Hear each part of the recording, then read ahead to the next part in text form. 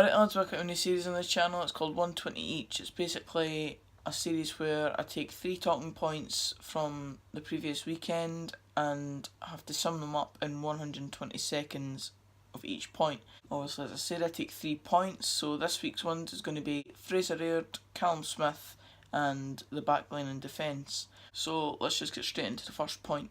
Right, so the first point is to do with Fraser Aird. Of course, he had a stunning strike to open his account for Dunfermline in terms of scoring.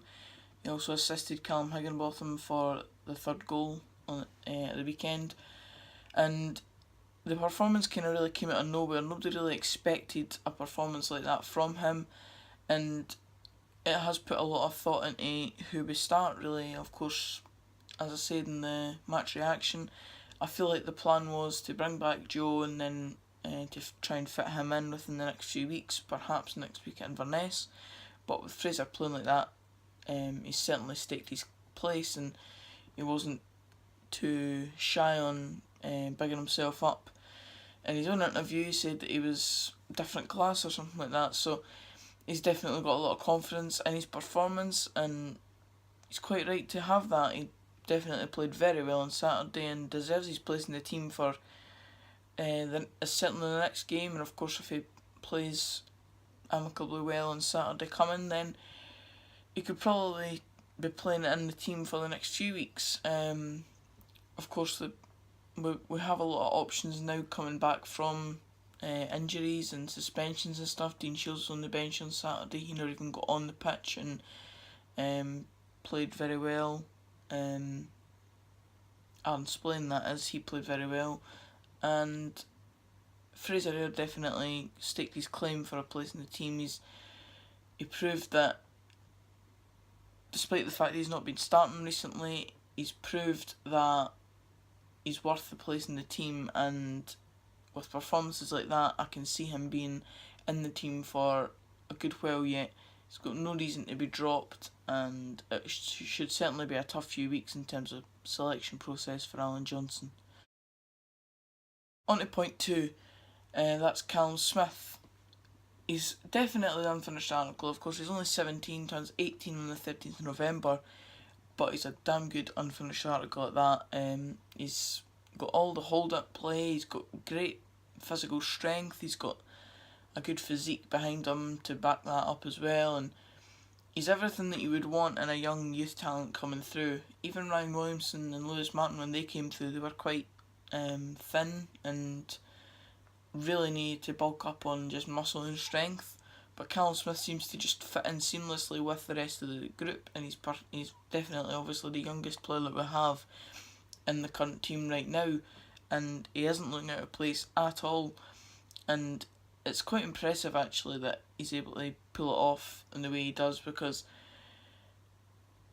he's able to deal with quite a lot of defenders in this league and pull off his ability the way he does, and his performances are showing that. He's scored a few goals, obviously. He's not a player who scored barrel-loads of goals, but he's definitely shown that he's got the quality to be able to do his role in the way that he wants to do it, and it's pulling off. He's played in versatile positions such as left wing as well, which obviously helps in terms of team selection. It gives the manager another option to think about.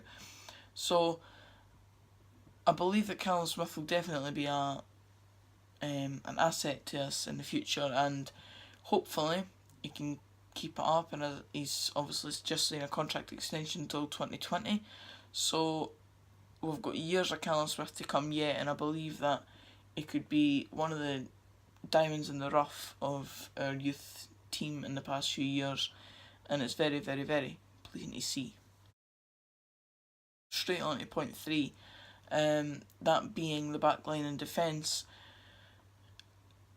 Obviously, we've become the league's top scorers in the past, well, so far this season. We've scored 24 goals or something like that, maybe 25 in the league this season, and it goes without saying that the attack has played very well, but the defence is just as good. We are now the team that has conceded the least amount of goals in the league. We were joint with Dundee United at the weekend there prior to the game, and obviously they conceded 2 to Inverness, and we only conceded 1 to Livingston. So we are now the Championship's best defensive team, which is credit to the defence and Sean Murdoch. On Saturday it just seemed like nothing was going to get past them. Of course we did end up conceding, but that was in a time where we were kind of, the game was just drying out and there wasn't really any attacking intent from both teams. It came from a corner, which it wasn't like the defence was completely split open in open play, so it kind of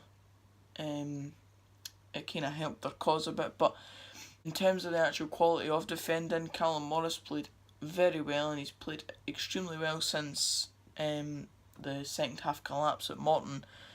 And players like Jason Talbot and Lee Ashcroft, and especially Ryan Williamson, he's improved bucket loads since last season in terms of defensive work, and he's improved on his attacking as well.